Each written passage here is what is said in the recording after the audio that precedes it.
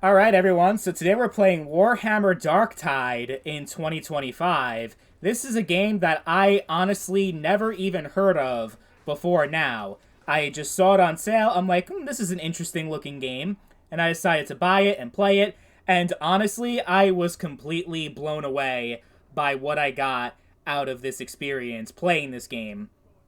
First of all, the art style is absolutely fantastic. It is one of the most unique and interesting game presentations I think I've ever seen. It's got this dark, gritty atmosphere while also having a little bit of cel-shaded cartoon style to it that I don't think I've ever seen before in a game. So that was one thing that automatically jumped out to me.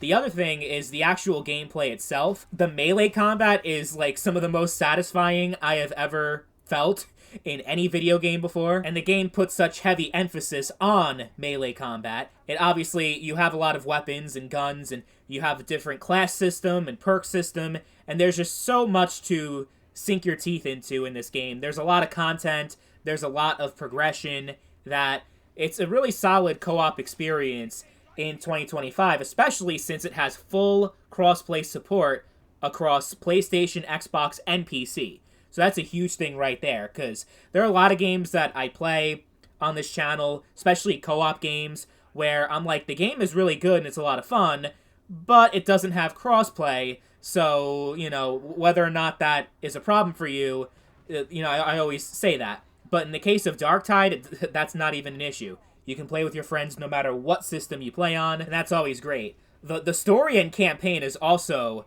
very well done, and I was hooked from the very beginning. And that's something that rarely happens with these co-op games. Like, Call of Duty Zombies technically has a story, and there's other ones that have a story too, like Back 4 Blood and other co-op shooters.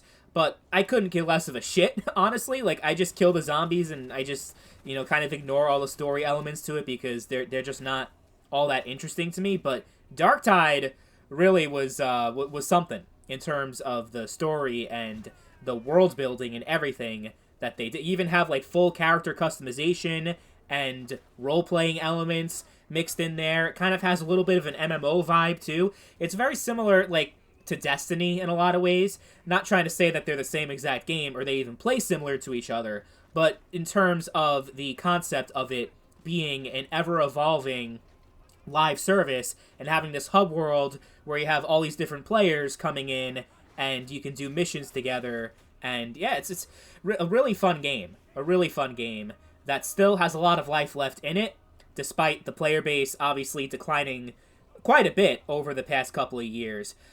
You only have, from what I saw, like 3,000 active players every day on Steam, but because you have crossplay, you don't really have any issue finding a match. Just, like, booting up a random mission, you can get you can get a match pretty much instantly. So that's another good thing that the game still has going for it. It's still on the decline, unfortunately. They just came out with a big update last month that added quite a bit of content to the game. Unfortunately, the game is just past its peak, and it's never going to go back to what it was. But if you're someone who played the game originally back in 2022 and just didn't feel like there was enough content to keep you interested and to keep you playing, years later, they've added a lot of content over the past couple of years that it's worth going back if it's been a long time since you've played.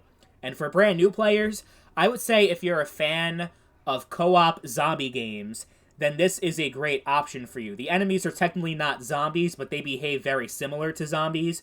And I think, yeah, if you're a fan of like Killing Floor, Left 4 Dead, COD Zombies, Back 4 Blood, stuff like that, then I think there's a really good chance that you're going to enjoy this. Obviously, the gameplay and the overall experience is not going to be exactly the same. It does have a lot of big differences. The gunplay, honestly, I think is phenomenal. I think you will enjoy it. And just the entire game is just very well made. I keep complimenting it, but it really is. Like, it blew me away. More than I ever expected it to. And I think whether you're playing with randoms or with friends, you're going to have a great time here. And you're going to get a lot out of this game. I can't really think of too many negatives that I can say about the game. It's a live service game, so there's going to be some monetization, but I think it's fairly reasonable for the type of game that they're making here. I don't think it's obnoxious or unfair at all. And the biggest issue with the game was certainly the crafting system that they had that was very RNG and just a huge grind. They actually did update that and change that sometime last year. So if that was a big sticking point for you and you really hated the crafting system, that's another thing that's also vastly improved. So like overall, it's a much better game in 2025 than it was in 2022, without a doubt. And because of how great the gameplay, level design, and overall experience is, and the fact that there's still a fairly active and strong player base 3 years later, it's a pretty easy game for me to recommend in 2025, especially if you're into co-op zombie shooters specifically. It's easily one of those games that you can sink a couple hundred hours into and really get so much value out of it. I think I got it on sale for less than $20 on Steam, and that price felt like a steal. So yeah, overall, a fantastic game, great co-op experience in 2025 that I believe most people watching this video will enjoy and have fun with.